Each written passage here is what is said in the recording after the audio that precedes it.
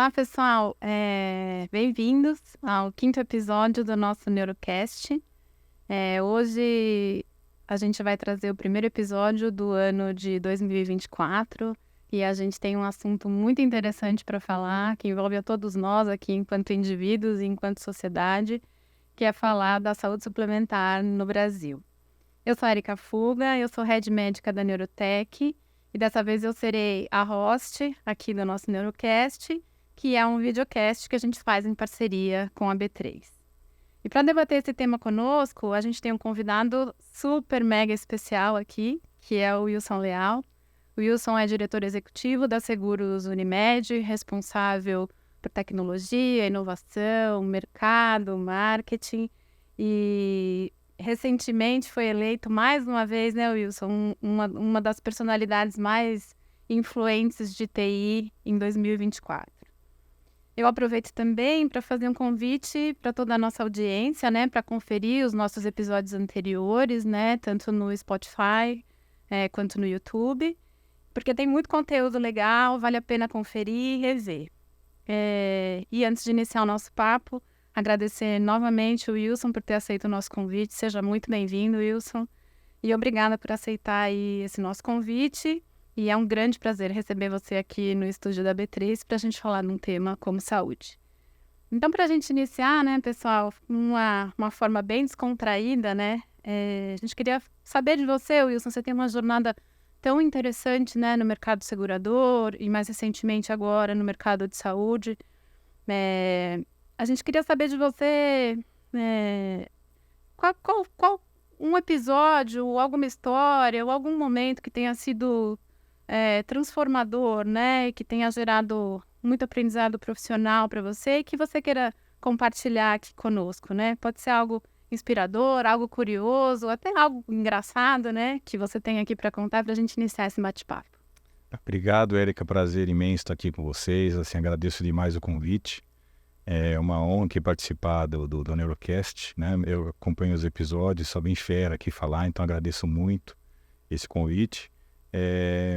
Sou advindo de TI, né? É uma coisa interessante, né? Estou com 38 anos de trabalho, né? Pareço novo, mas sou mais velhinho. E ultimamente eu estou com um desafio muito bacana na Seguros Unimed, que é expandir um pouco mais a tecnologia, pensar muito mais no negócio e TI como um instrumento para a gente fazer as coisas acontecerem, né? E acho que a saúde suplementar, que eu estou quase 3 anos falando de saúde, que antes eu não era só de saúde, eu era de outros ramos, para mim é um desafio bem interessante. O mercado está se transformando a cada dia, acho que tem muita coisa para se conversar, para se fazer, né? Para a gente executar e repensar no modelo de saúde no Brasil. Eu acho que hoje vai ser um papo bem gostoso para a gente conversar um pouco e trazer aqui alguns insights, né? Eu acho assim que você perguntou que a gente alguma experiência ou aprendizado profissional interessante, né? Eu acho que assim, eu era um técnico muito baixo nível em tecnologia e eu acho que a grande transformação na minha vida é quando eu comecei a olhar um negócio e não mais TI. TI não era tão importante quanto o negócio, né? Era como que a gente usa a tecnologia para alavancar vendas, como é que a gente usa a tecnologia para alavancar um operacional mais rápido. Acho que isso foi a grande transformação na minha vida, porque é difícil, né, a gente ser de um técnico para ser um gestor. Essa é uma coisa que todo mundo passa, tem uns com mais facilidade, outros com mais dificuldade.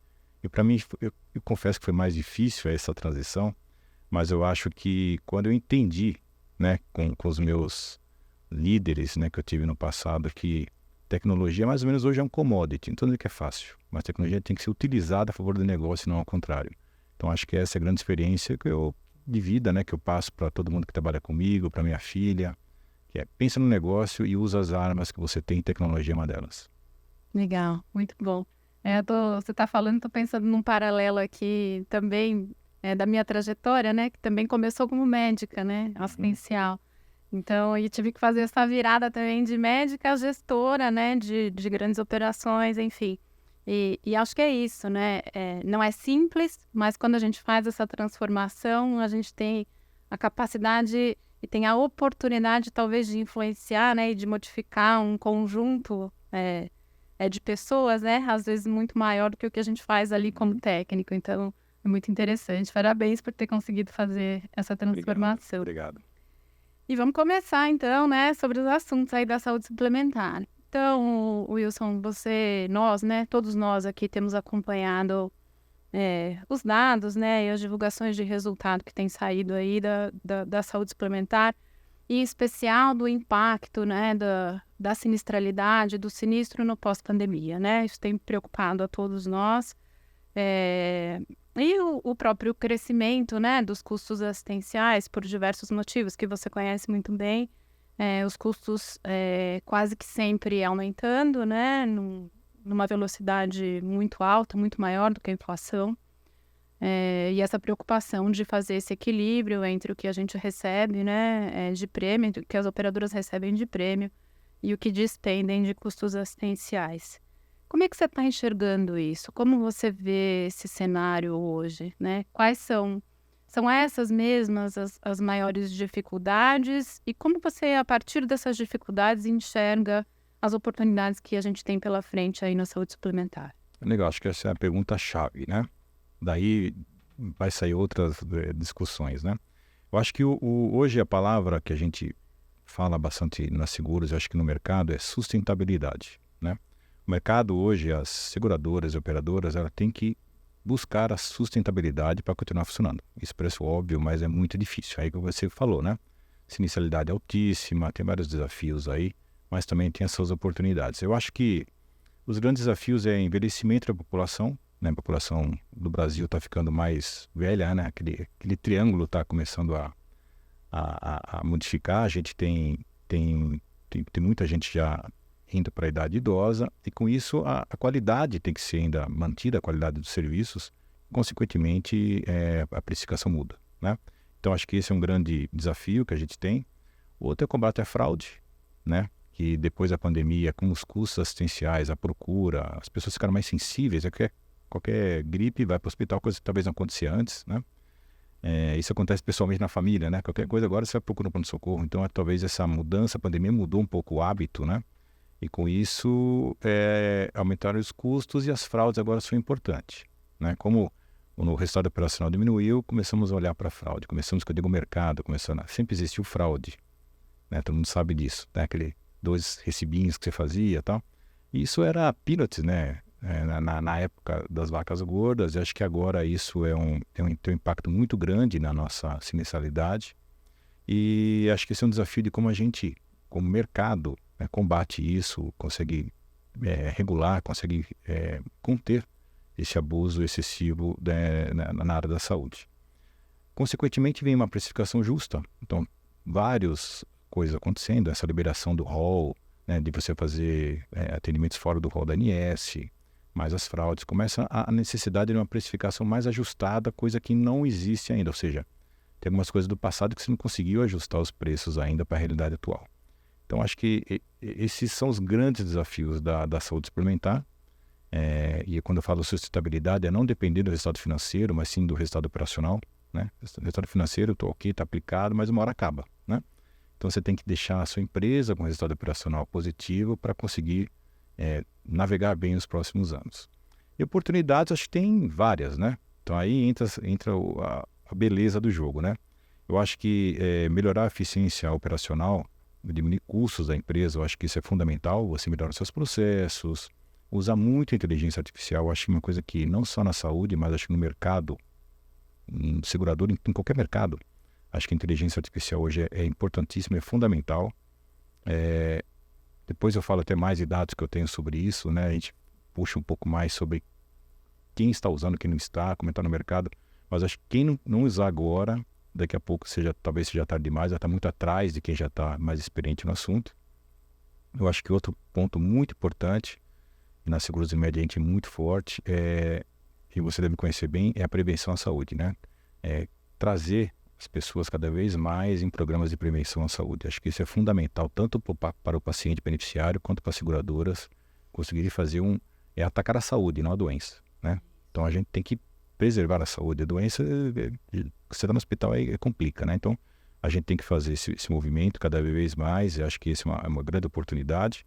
E, por fim, acho que são parcerias estratégicas, né, com startups, com empresas consolidadas, que nem a Neurotech, que trazem soluções diferentes, trazem inovações com velocidade e a gente consegue aplicar no nosso dia a dia. Então, o resumão, né, que é complexo aqui o assunto, mas o resumão acho que é isso em dificuldades e oportunidades. Legal. Muito legal o seu resumo. É muito abrangente. Acho que, na minha experiência também, concordo plenamente com as suas observações. A gente vinha falando, né, antes de chegar aqui no estúdio, a gente vinha falando um pouco das jornadas, né, na operadora de saúde e as oportunidades que a gente pode ter, né, desde a entrada do beneficiário no plano, né, até, né, como é que a gente gerencia esse acesso e a gente dá uma assistência mais oportuna ao longo da jornada, como a gente depois a gente faz a regulação do sinistro, como a gente olha um reembolso, enfim, toda essa jornada. Na tua opinião, e aí já trazendo um pouco mais para a realidade mesmo, em qual etapa dessas jornadas hoje você entende que existe essa oportunidade da gente aplicar soluções de inteligência artificial para uma tomada de decisão mais rápida, mais eficiente, com redução de custos operacionais? Eu vou dar alguns exemplos, acho que é importante, que tem várias áreas, eu acho, da seguradora que a gente pode aplicar, né? Primeiro, eu acho que na subscrição, né, na entrada, na Seguros e Média a gente não faz plano individual, lá é só empresarial, né? E vamos falar de saúde especificamente. Então, na entrada de um contrato, a gente conseguiria e consegue hoje usar dados e inteligência artificial para agilizar o processo de subscrição, né? Validar dados de cada beneficiário e seus dependentes, validar o vínculo empregatício, são coisas que a gente poderia utilizar e ainda há dificuldade no Brasil, né? Ou por LGPD ou por falta de dados mesmo, que a gente poderia dar uma experiência muito maior para o estipulante, para o beneficiário, com agilidade nessa subscrição. E também a gente coíbe fraudes aí logo na entrada, né? Eu acho que outra coisa bem bacana que a gente poderia usar também, falando de inteligência artificial, é na regulação de sinistro. Acho que aí é imprescindível você combater fraudes, né, tanto no reembolso, também combater fraudes em autorizações, então já brecar na autorização, talvez ter algumas inteligências ali que nos ajudem a nem deixar o processo seguir, né, e começar a conhecer o paciente, né. Aí entra dados de interoperabilidade entre seguradoras e prestadores, entra um monte de assuntos aí que a gente não está preparado ainda, mas é um campo gigantesco para a gente atacar, que é conhecer o segurado e conseguir dar o melhor encaminhamento dele para uma saúde melhor, né. A gente já está fazendo algumas ações nesse sentido, depois a gente comenta, mas acho que é uma coisa que está embrionária ainda, tem muito campo ainda para a gente atacar, né? Outra coisa é a eficiência operacional, né? É a gente conseguir tracionar processos com mais velocidade, né? Em várias áreas, tanto na área atuarial quanto na área de jurídico, na área comercial, tem várias coisas que a gente pode atuar, colocando para funcionar uma inteligência para ajudar a gente a ser mais eficiente e veloz. Acho que, por último, a experiência do usuário, o beneficiário final. A gente fala muito de IA generativa também, né, que é uma coisa que as pessoas mais entendem, né, pelo famoso chat GPT que está no ar aí. Mas o chatbot, eu acho que é uma coisa que vai crescer cada vez mais agora a inteligência. Antes era muito por perguntas e respostas. Acho que agora vai ser um pouco mais por contextos. Acho que vai ser uma coisa mais bacana a partir de agora. E eu acho que também, onde a gente já tenta, né, segundo o Unimed, é fazer alguns chatbots e alguns aplicativos que consiga dar recomendações clínicas para o beneficiário, né? No Odonto a gente tem exemplos, né, de uma inteligência artificial que ajuda na saúde bucal da pessoa. A gente ganhou o prêmio de inovação do ano passado em cima disso. Então são várias coisas bacanas que a gente pode utilizar. Eu acho que já está engatinhando ainda, né? Acho que daqui a 5 anos que ainda vamos estar bem, o mercado, né, no geral vai estar bem utilizando IA, mas agora tem que pegar algumas caronas, algumas coisas que estão prontas e cada vez mais incentivar o uso nas empresas. Essa é a minha opinião, que não tem mais volta, né? Agora é ir para frente e experimentar em várias áreas da empresa. Joia. Muitas e muitas oportunidades, né, Wilson? Acho que talvez o mercado esteja mais maduro para a gente endereçar essas soluções e que envolvem eficiência operacional, né, e eficiência na regulação e na identificação da fraude, Mas eu concordo com você, acho que a gente tem um mar aqui de oportunidades, né? Para falar tanto de soluções que agreguem valor para o beneficiário, né? Tanto no momento que ele faz um contato aqui, né? Ele faz um acesso num call center, né? Ele tem alguma solicitação, como é que a gente pode ser mais preditivo, né? E entender o perfil desse beneficiário para poder melhor atendê-lo nas suas demandas. Também na parte assistencial, né? Como é que, ao conhecer esse perfil assistencial dele, como é que eu consigo distribuir essa assistência de uma melhor forma possível, né? Que traga melhores desfechos e também uma melhor eficiência para a própria operadora, no sentido de gerar mais sustentabilidade também para o sistema. Muito legal, acho que temos um mar aí de oportunidades. Eu queria te fazer uma pergunta que é uma pergunta que eu acho que é uma quebra de paradigma, né? Principalmente para o sinistro, acho que a gente já está mais encaminhado aqui nas áreas de aceitação, mas queria te ouvir, queria entender como você enxerga, né, a possibilidade da operadora usar de uma forma mais potencializada os dados que estão fora da operadora, né? A gente vê hoje já um amadurecimento, né, em modelos analíticos aí com dados de sinistro e dados de utilização, mas tem muita coisa que a operadora não tem dentro de casa e pode adquirir através de parceiros, enfim. Como é que você enxerga isso, essa possibilidade da gente turbinar o modelo analítico com dados externos, né? Tanto na aceitação quanto no sinistro? Olha, eu acho que não tem como a gente operar mais sem dados externos, né? Então, acho que a Neurotech é um exemplo de empresa que fornece isso há muitos anos já. Sou parceiro da Neurotech em outras seguradoras há mais de 10 anos. Então, a gente trabalha sempre com vocês com dados externos. Acho que é fundamental essa parceria que existe entre uma empresa que detém dados, consegue ter essa inteligência de trazer dados e incorporar o nosso dado que nós já temos para a tomada de decisão, né? Eu acredito que nesse sentido ainda falta muita coisa para a gente trabalhar, né? A gente tem que evoluir muito, como eu disse anteriormente. Acho que existem algumas regulações e alguns gaps que a gente não consegue ainda ter os dados que eu acho super importantes, imprescindíveis hoje, acho, para o nosso mercado. Então, eu acho que a eficiência operacional a gente ganha com dados que a gente consegue em tempo real, coisa que a gente ainda não está conseguindo fazer. Então, por exemplo, não consigo pegar dados, como eu disse, dados de vínculo empregatício. Para mim, é fundamental para mim agilizar. Não precisa analisar documentos manualmente ou fazer uma inteligência artificial para analisar um documento, né? Isso perturba bastante nossos clientes. Tem que mandar documentação extra. Então, é bem complexo, que a gente poderia trazer do mercado e não temos. Isso é uma crítica que eu estou fazendo aqui ao mercado, né? A ter isso rápido na nossa mão. Então, acho que a gente tem ainda bastante coisa para andar nesse sentido. Uma outra coisa que a gente também poderia fazer, Érica, eu acho que falta maturidade no setor de saúde, que eu já vejo em outros ramos, né? Por exemplo, automóvel, é um intercâmbio de informações entre seguradoras, né? A gente fazer um hub, talvez, de sinistro, um hub de subscrição, para ajudar as operadoras, né? A gente é concorrente, mas não somos inimigos, né? Então, a gente poderia fazer algum hub de troca de informações para agilizar e melhorar o nosso custo, que nós temos hoje, que é gigantesco. Então, sabe, intercâmbio de informações, para ver se não existe fraude lá, se já pegou fraude daquele CPF, não pegou daquela empresa. Você tem vários exemplos aí que você poderia citar também, né? De geolocalização do que está acontecendo, né?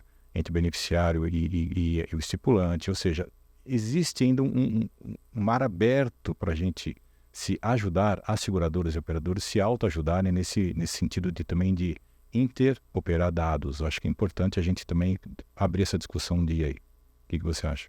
Legal, acho excelente, acho que a gente tem muita oportunidade.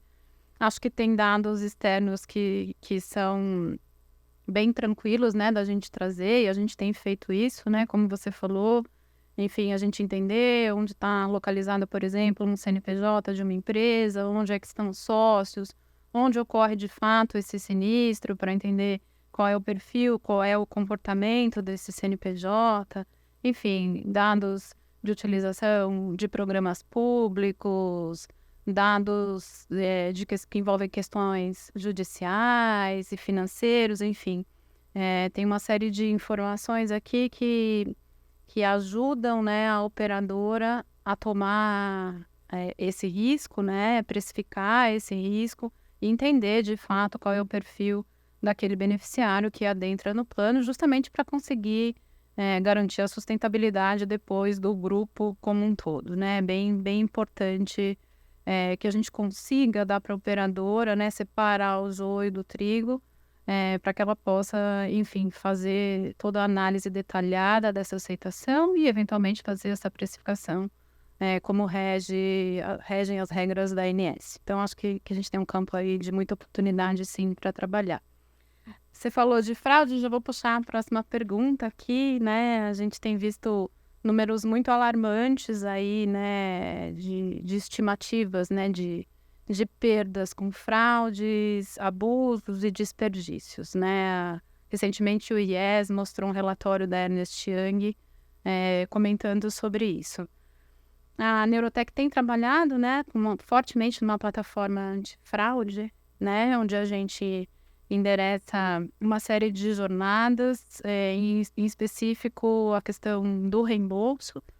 E aí eu queria que você comentasse um pouco de como a Seguros está trabalhando com essa questão de fraude. Eu tenho visto vocês bastante combativos, né, e intolerantes em relação a fraudes, e eu queria que você comentasse como vocês têm feito isso, tanto do ponto de vista ferramental, de tecnologia, do ponto de vista mesmo da governança corporativa, como vocês têm se posicionado em relação a isso. Sim, é legal. Essa pesquisa eu também vi, que você citou, e ela estima 12,7% de sinistro é fraude, né? Que mais ou menos 34 bilhões, né? É bastante impactante quando você olha os números, né? E a Seguros Unimed também está fazendo um trabalho, acho que todo mundo no mercado está muito em cima disso, principalmente em cima de fraudes, né? A gente está muito junto com a Fena Saúde, nós e outros parceiros, né? Outras seguradoras e operadoras, fazendo indo ao mercado, né? Também ao beneficiário, explicar, às vezes não sabe o que é fraude, né? Às vezes a pessoa não sabe, não consegue coibir também, né? Fraude, porque não entende como é que funciona a sistemática de fraude, né? Não é só dar 2 recibos só, tem outras coisas por trás também. Então, o beneficiário sabendo é mais fácil dele ajudar também a gente a coibir isso. Então, acho que a governança da Seguros Unimed também tenta isso, a gente apoiar, né, o mercado nessas iniciativas de ensinar, né, de passar a informação para a população. Acho que isso é bem bacana. E internamente a gente tem várias ações acontecendo. Acho que fraude é um ponto que a gente também está atacando bastante, com soluções de inteligência artificial para pegar e não deixar acontecer a fraude logo na entrada, logo quando o beneficiário faz o seu pedido de reembolso. Também colocando face recognition para saber se é ele mesmo que está usando o plano. Então, a gente tem outras ações, né, mais bem tecnológicas mesmo para se resguardar sobre quem é que está utilizando aquele plano, né? Que por incrível que pareça acontece muita fraude em cima disso. A gente também está trabalhando muito forte na avaliação e automação das autorizações, né? Então, a parte operacional é muito legal, né? Porque chega a autorização, milhares de autorizações, muita gente analisando, pô, vamos colocar uma inteligência artificial para analisar o documento, ver se faz sentido, não faz, aí começa a fazer, né? Análise de dados, como é que funciona, quem usa, quem não usa. Então, isso já ajuda bastante a coibir a fraude e, ao mesmo tempo, a gente reduz o custo operacional. Então, são coisas que a gente está... no odonto a gente está fazendo bastante coisa interessante.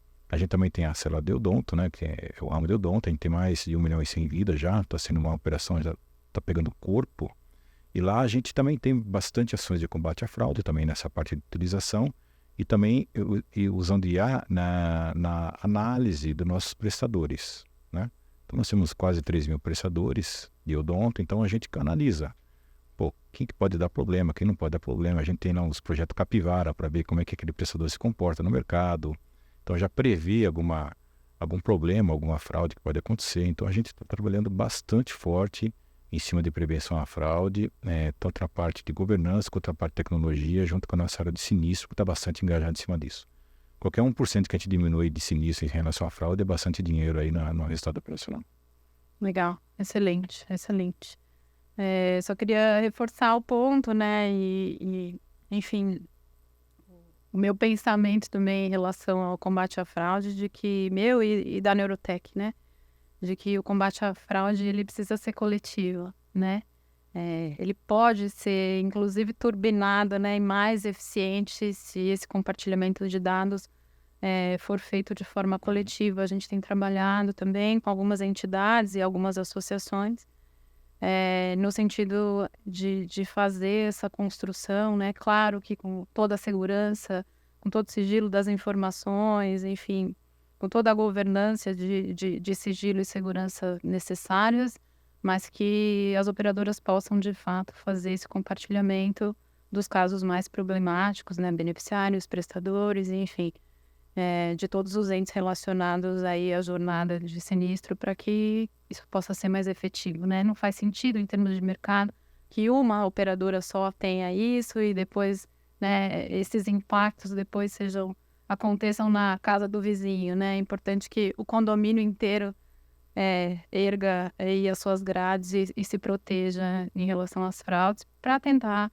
de fato, gerar essa sustentabilidade não só para um indivíduo operadora, mas para o mercado inteiro.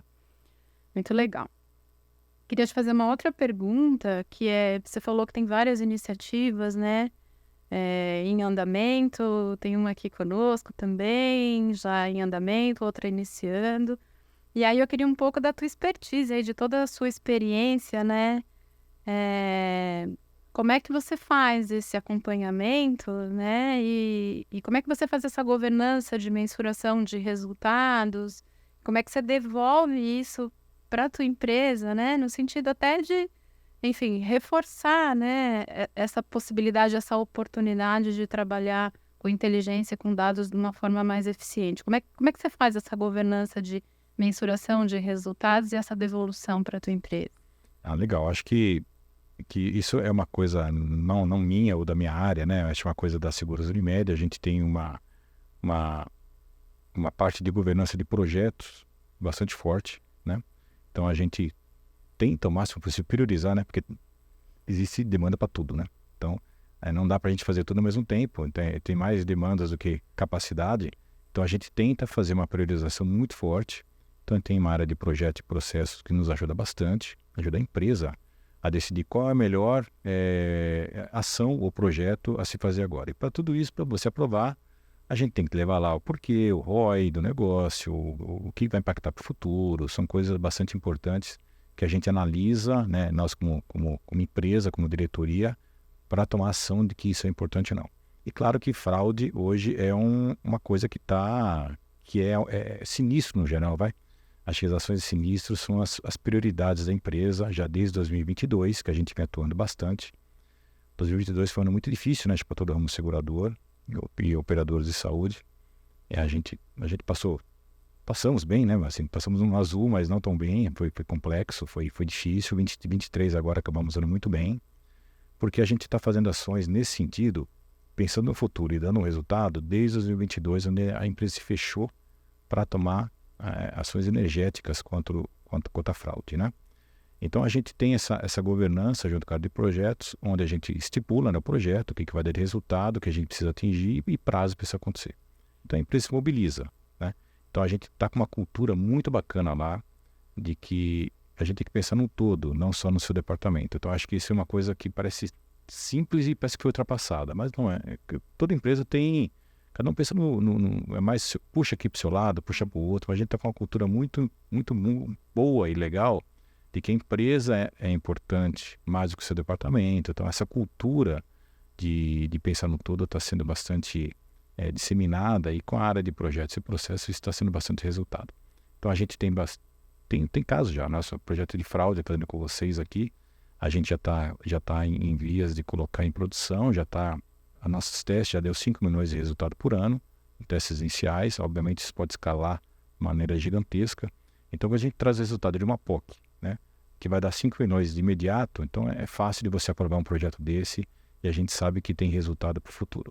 Então é mais ou menos assim que a gente faz. Acho que a maioria das empresas tem essa metodologia, mas a gente já está com isso no sangue, na veia, né, e a gente consegue transformar isso muito bem na Seguros Unimed.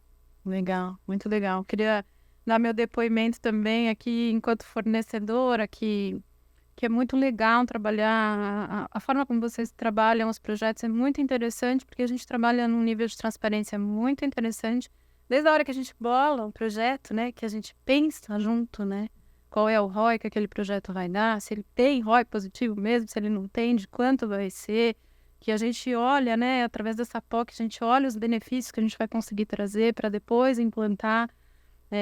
E a forma como a gente acompanha também esses resultados, acho muito legal para o benefício de um projeto, que essa relação entre o tomador de serviço e o fornecedor sejam as mais claras possíveis, né? Até na explicitação desses benefícios, né? Mês a mês, de como o modelo está performando e, de fato, se mês a mês ele está dando o resultado que a gente esperou lá quando a gente bolou o projeto. Então, acho que o teu time trabalha muito bem isso. Eu queria só deixar meus parabéns aqui, porque é uma forma muito transparente e eu acho que tem a chance de turbinar cada vez mais e potencializar os resultados de cada iniciativa que vocês colocam lá no ar. Obrigado.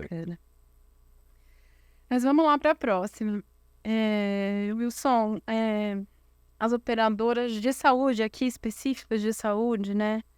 Elas, e aqui eu vou dizer também como médica que fui de uma operadora de saúde, a gente tem uma responsabilidade muito grande de garantir o acesso, né, desses beneficiários à assistência de saúde, zelar por uma boa indicação médica, né, zelar para que aqueles desfechos, né, aqueles procedimentos, enfim, aquela internação de fato tenham um desfecho positivo, né? E também, como você falou, né, trabalhar um pouco mais na prevenção e promoção de saúde, né? A gente não olhar só para a doença, mas a gente olhar para etapas iniciais aqui, para a gente falar de saúde ao invés de doença, né? É um pouco do que vem se falando aí, né, de como é a medicina 3.0, né? Não é aquela mais medicina só curativa, né, mas aquela medicina que olha um pouco para prevenção, olha muito para prevenção, olha para aquele indivíduo, tem uma customização, né, daquele indivíduo para poder, de fato, entregar a melhor saúde para aquele indivíduo. É o que a gente está chamando aí de medicina 3.0. Como é que você enxerga, como é que vocês estão trabalhando essa parte das decisões e das análises médicas, né? A gente sabe que, enfim, do lado médico, né, do médico assistente, os médicos já têm usado muito a inteligência artificial, né? Para aplicar a assistência e para também tomar as melhores decisões, né? Hoje a inteligência artificial generativa apoia muito o médico, né? Nas boas práticas, na consulta à base de evidências, o que se tem de literatura. Então, a gente sabe que o médico assistente aqui que está indicando um procedimento, ele tem usado muito a inteligência artificial, tanto para a terapêutica quanto para o diagnóstico. Como é que você enxerga a possibilidade aqui de usar a inteligência artificial para apoio à decisão médica dentro da operadora, né? A operadora também tem times, né, de médicos e de enfermeiros que estão ali fazendo a regulação e também precisam zelar por essa assistência. Como é que você enxerga, como é que está hoje a maturidade para a gente falar de no apoio à decisão médica para a operadora? Olha, eu acho que é um campo que também está iniciando, né? Acho que está bem embrionário também. Tem muitas coisas que podem ser feitas dessa especialidade que você disse. Eu acho que a gente pode... Eu posso citar algum caso que nós estamos trabalhando na Seguros Unimed, né, junto com a área de sinistro, que a gente chama de provimentos lá, que é muito mais na assistência ao usuário, né? A gente tem uma área chamada de Cuidando de Perto, que temos mais ou menos 15 mil pessoas com doenças crônicas que são cuidadas por essa área, então acompanhamento mais de perto, né? Então a gente tem médicos, enfermeiros que acompanham e dão melhores práticas, né, de como ele cuida da saúde dele.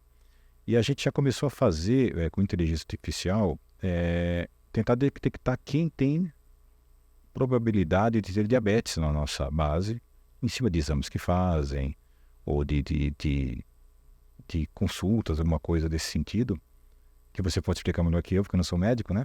E a gente já começa a indicar para o nosso Cuidando de Perto para entrar em contato e tentar colocar as pessoas dentro do nosso programa de cuidar, né? Então, essa é a primeira iniciativa que a gente tem de ajudar nossos médicos a identificar quem são doenças crônicas. Diabetes é um caso bastante relevância, né, vamos dizer, e talvez seja mais fácil de detectar nesse momento por inteligência artificial. E já está dando algum resultado, a gente já tem algumas coisas interessantes acontecendo lá dentro. Então, acho que isso tende a se expandir para outras doenças crônicas e também em outros campos ali, ajudando os médicos e enfermeiros, utilizando IA ao longo do tempo. Então, acho que a gente está atento a isso. Acho que existe realmente um campo aberto gigantesco, um oceano azul ainda para a gente atuar em cima disso. E eu apoio, assim, bastante empresas e startups e até empreendedorismo interno para chegar a essas conclusões ou essas soluções que a gente pode colocar dentro da Seguros Unimed. Concordo com você que precisa fazer e a gente está atento e já começamos a trabalhar em cima disso também. Legal, muito bom. Acho que tem uma quebra de paradigma aí, ou de cuidado, né? Nem vou chamar de quebra de paradigma, mas de cuidado que a gente precisa ter, porque aqui a gente está falando do dado assistencial, né? E aí sempre tem uma preocupação maior. Mas a gente já tem visto estudos, né, fora do país, que já estão conseguindo, através de inteligência artificial, entender qual é o comportamento daquele beneficiário, daquele indivíduo, mesmo que eu não tenha o dado assistencial. Então, através de comportamentos, outros comportamentos, de compra, de perfil, vai à academia, não vai à academia, cuida da saúde, não cuida, enfim, outros comportamentos, que não o CID em si, né, que não o diagnóstico da doença em si, mas que já conseguem predizer, ser preditivos e entender qual é o perfil de saúde daquele indivíduo. A gente está buscando muito trazer essa inovação aqui para nós também, para que a gente possa, inclusive, fugir um pouco dessa questão do dado assistencial, né? Claro que quando o dado assistencial for necessário, trabalhar com o maior cuidado possível.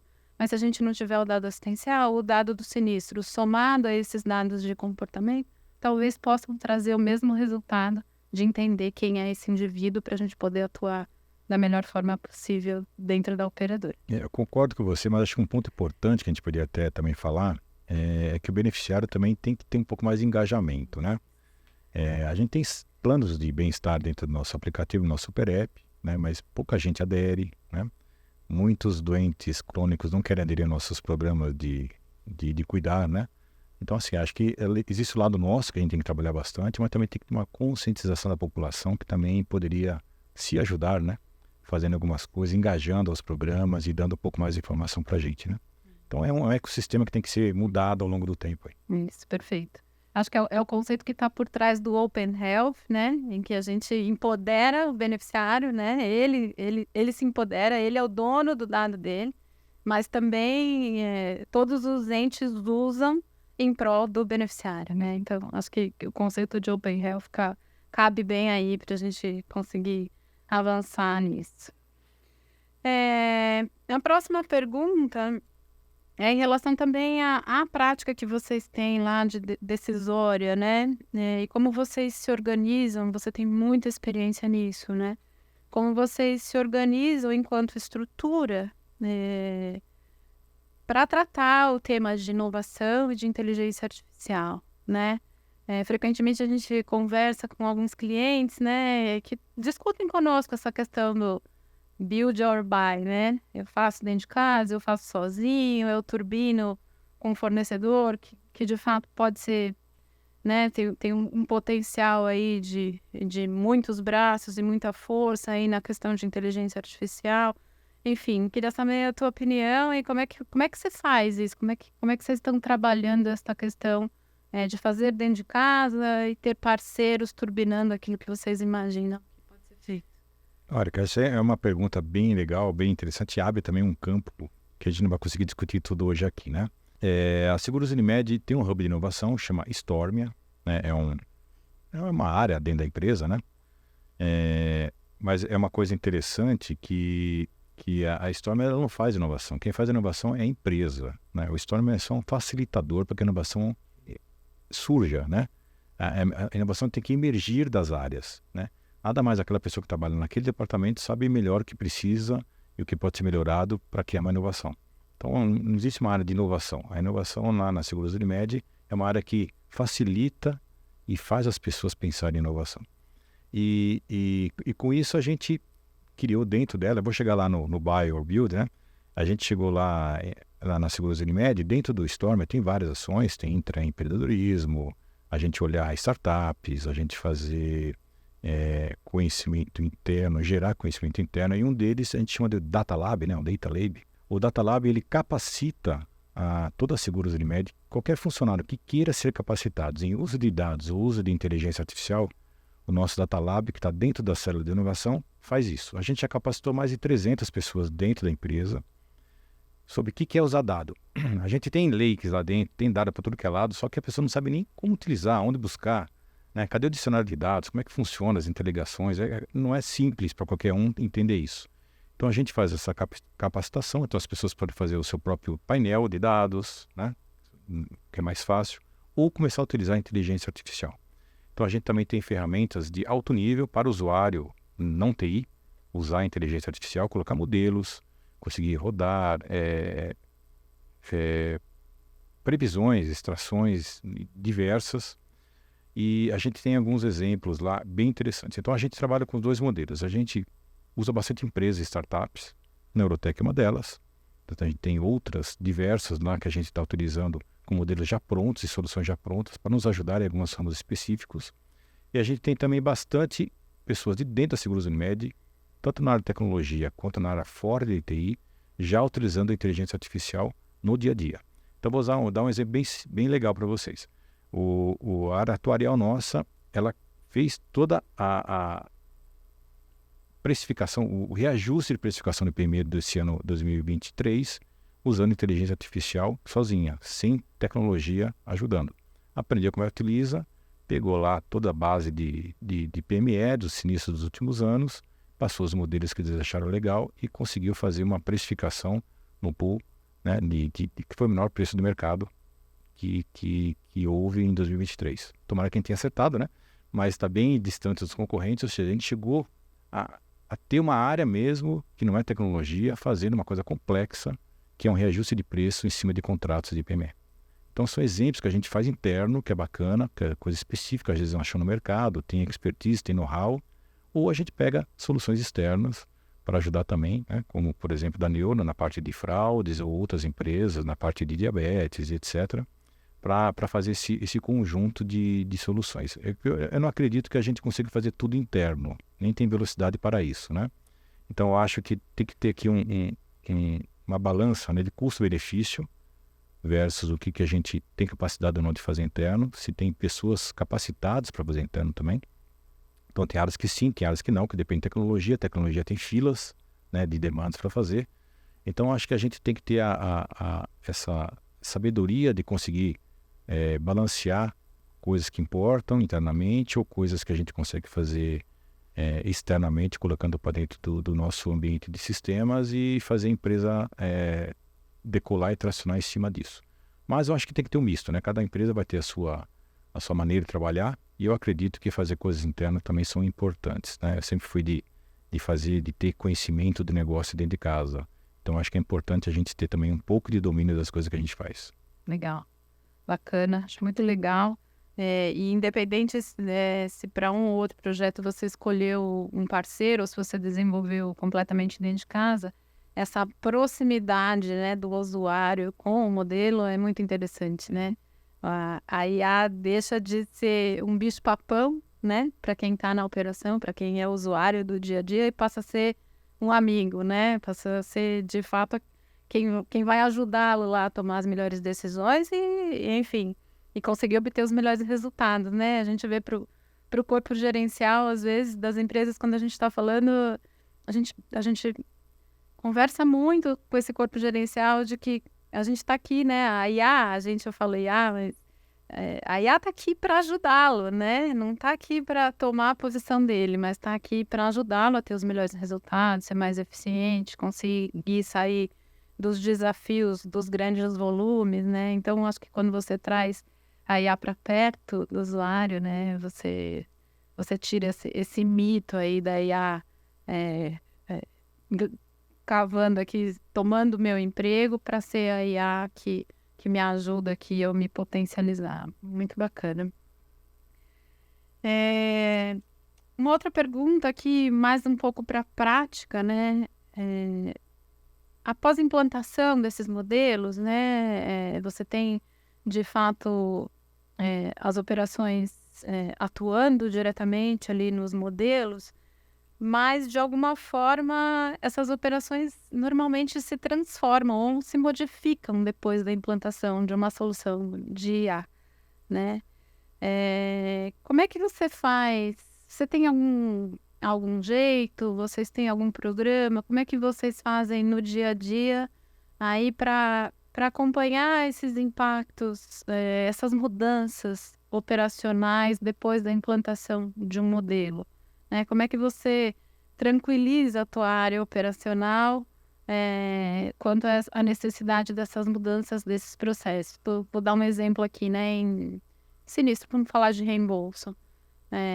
Muitas vezes um analista ali, ele está olhando para X situação, depois que a gente implanta um modelo, ele entende que aquela situação não precisa ser olhada, tem uma outra situação aqui que vai trazer um ganho muito maior e que ele deve olhar. Então, ele deixa de olhar coisas que ele olhava e passa a olhar de forma diferente coisas que ele não olhava. Isso, de alguma forma, tem um impacto na operação dele, né? Como é que vocês, enquanto área de tecnologia e inovação, como é que vocês acompanham esses impactos e trabalham com as áreas operacionais? Eu acho que essa pergunta vem nesse sentido de o medo que existe, que as áreas operacionais têm de colocar uma inteligência, de colocar algo mais automático, né? Sim, a gente está... A Seguros Unimed em si, vou falar da Seguros Unimed, ela está em crescimento acelerado nos últimos 3 anos aí, né? Esse ano passado a gente cresceu 23%, o ano passado 21%. Então, assim, a gente tem uma demanda operacional muito forte versus ao crescimento. E é gozado que as áreas operacionais estão pedindo muita automação, né? Os processos podem ser melhorados, eles enxergam isso. Estão pede muito RPA para a gente, né? RPA virou moda, né? Há um tempo atrás. Então, vamos colocar robô para outro que é lado, tal. Ok, né? O robô, acho que ele ajuda a certo ponto, mas eu tenho na minha cabeça, se eu investir muito em RPA, daqui a pouco meu RPA é maior que o meu RP, né? Então, eu vou ter mais coisas de RPA funcionando do que o meu próprio RP automatizando coisas. Então, eu insisto bastante que a gente tem que... Tá bom, eu automatizo esse RPA agora, mas vamos automatizar o processo dentro do nosso RP. Depois a gente desliga esse RPA, né? Só fica uma coisa insustentável ao longo do tempo. Então, os usuários já têm essa cabeça que eles precisam melhorar o operacional dele. Ok, então isso para mim hoje é uma verdade. Mas, ao mesmo tempo, existe o medo, né, de substituição. Acho que é esse o ponto que você quer chegar, né? Você colocar uma inteligência artificial, vai perder emprego, né? Então, a gente coloca bastante, como na área de inovação, a gente tem alguns programas, a gente chama lá de Ideia de Valor, é um programa que tem de intraempreendedorismo, onde as áreas são estimuladas a trazerem melhorias operacionais e até inovações bastante interessantes para dentro do seu próprio mundo, do próprio universo, né? E com isso chegam algumas demandas de inteligência artificial, né? Então, que estão sendo bem vistas, porque a pessoa para de fazer aquele trabalho operacional mesmo, né, braçal, vamos dizer, e começa a pensar em soluções, não mais executar. Então, acho que esse é o ponto fundamental. A gente tem que vender como, cara, você é importante para pensar, não para executar. Depois que isso está implementado, você tem espaço para pensar em mais inovação, coisa que a gente não está pensando ainda, futurismo, sabe, coisa que a gente não pensa quase, né? Como é que vai ser daqui a 5 anos? Então, abre espaço, então a gente traciona bastante, que a gente chama de Stormiers, né? Nosso Storm tem os Stormias. Stormias, a gente capacita muito eles a pensar nesse sentido, que é importante trazer inovação para que as pessoas tenham tempo de pensar, né? Então, acho que esse é um ponto legal. Então, um exemplo que eu posso dar aqui, na área jurídica, já estamos ajudando a fazer, passando no chat GPT, trazendo já minutas meio prontas de contrato, onde o cara bate o olho, os advogados batem o olho, resolve uma palavra em outra e manda para frente, em vez de ele fazer todo aquele trabalho operacional. Então, ele tem mais tempo de pensar em outras soluções, ou pensar em problemas que não estamos pensando ainda, e deixa uma inteligência artificial fazendo um trabalho braçal para ele. Então, são vários exemplos também na implantação, né, de contratos, quando chega o contrato, começar a analisar dados automaticamente, jogar para dentro do sistema, e a pessoa tem capacidade de olhar os dados mais crônicos, mais complexos, não o trivial. Então, acho que isso é importante que você falou, mas isso a gente já passa por isso em tecnologia. Desde que eu conheço tecnologia, toda inovação traz esse medo, né, de substituição, mas eu acho que, ao mesmo tempo, a gente tem que dizer que a pessoa tem que se especializar cada vez mais, aprender cada vez mais, fazer cursos pensando em como que é inovar? Porque inovar não é você inventar um Uber para inovar, né? Inovar é um processo, uma simples coisa que você faz na sua área, você já pode trazer uma grande inovação para a empresa. Então, acho que o pensamento a inteligência artificial não vai substituir vamos dizer assim, a mente, a criatividade humana. Ela vai automatizar aquilo que a gente conseguir enxergar que é bom para a empresa. Então, assim, deixa a IA trabalhar e vai pensar em melhorias cada vez mais interessantes para a seguradora, utilizar mais IA ainda no seu departamento. Acho que esse é o ponto que a gente está trabalhando lá. Legal, legal. Muito bacana o teu modo aí de pensar e dividir isso com a equipe. Eu acho que também a devolutiva para as áreas operacionais de que após a implantação da IA, aquilo performou melhor do que performava, é muito legal, né? Porque às vezes a gente implanta um projeto, a gente faz um impacto operacional, né? Faz essa mudança operacional, mas o resultado do projeto ele fica com a liderança lá do projeto, né? Com o gerente, com o superintendente, com a diretoria. E às vezes não volta lá para aquele cara que foi impactado. Então, acho que a divulgação interna também desses resultados, né? Que, pô, de fato, antes de implantar o projeto eu tinha um resultado, depois de implantar o projeto eu tenho um resultado 3 vezes maior, isso reforça também, né? Para aquele indivíduo que foi impactado ali nessa transformação, reforça a convicção dele, né? De que, de fato, é um caminho muito legal para a empresa e para a sustentabilidade do sistema. E o legal é engajar eles no projeto, né? Não é a tecnologia que faz o projeto, né? Na verdade, o projeto é deles também, né? Eles usam tecnologia para fazer a coisa melhorar. Então, acho que esse para mim é o X da questão. O projeto é dele, não é da tecnologia. A tecnologia é só uma ferramenta, de novo, né?